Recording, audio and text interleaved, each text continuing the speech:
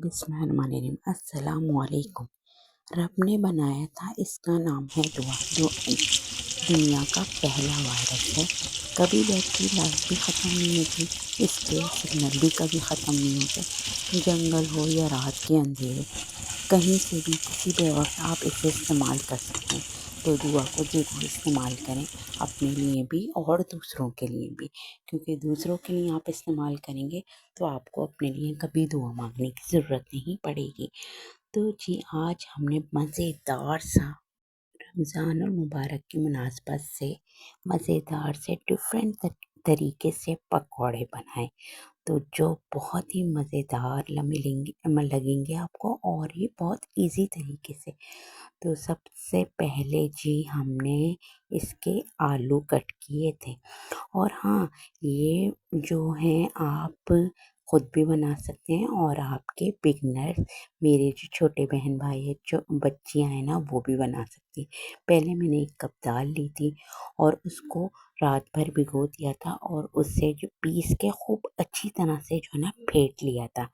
जब ये खूब अच्छी तरह फेंट गई थी, फिर इसमें मैंने जो है धनिया और ज़ीरा कूट करके डाल दिया था, और थोड़ी सी काली मिर्च भी डाली थी। इसमें समझे आधा आधा टीस्पून ज़ीरा और धनिया लिया था, और आधा टीस्पून ही काली मिर्च ली थी।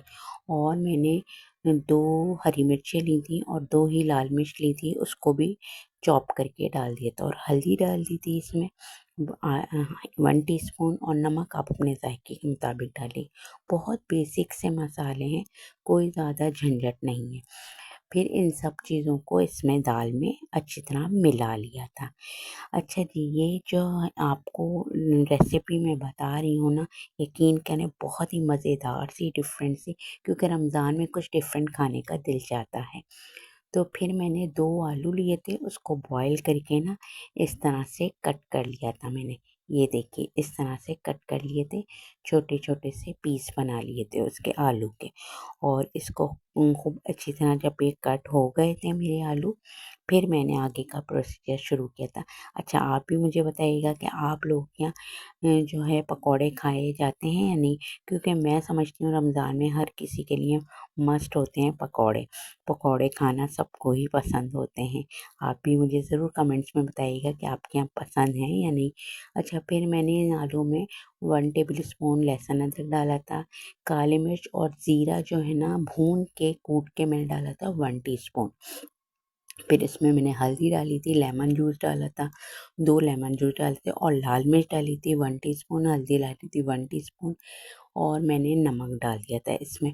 और हाँ, इसमें मैंने काला नमक भी डाला था हाफ़ टी स्पून। और इन सब चीज़ों को जो, और चाट मसाला डाला था 1 टीस्पून।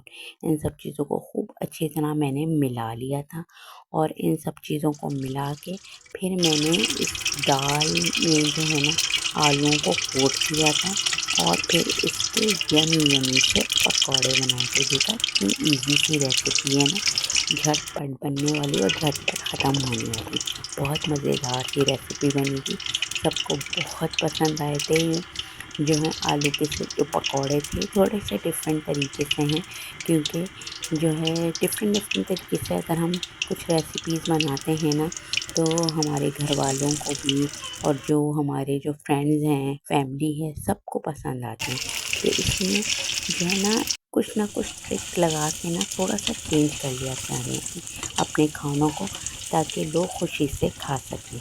और मज़ेदार सी ये मेरी रेसिपी तैयार होगी। अगर आपको मेरी रेसिपी पसंद आ रही है तो प्लीज़ मेरे चैनल को सब्सक्राइब कीजिएगा बेल आइकन के साथ, और मेरी वीडियो को भी लाइक कर दीजिएगा और शेयर कर दीजिए, ताकि मेरी फैमिली, अपनी फैमिली फ्रेंड्स में ज़रूर शेयर कीजिएगा, ताकि मेरी फैमिली भी बढ़ती रहे और बढ़ती रहे।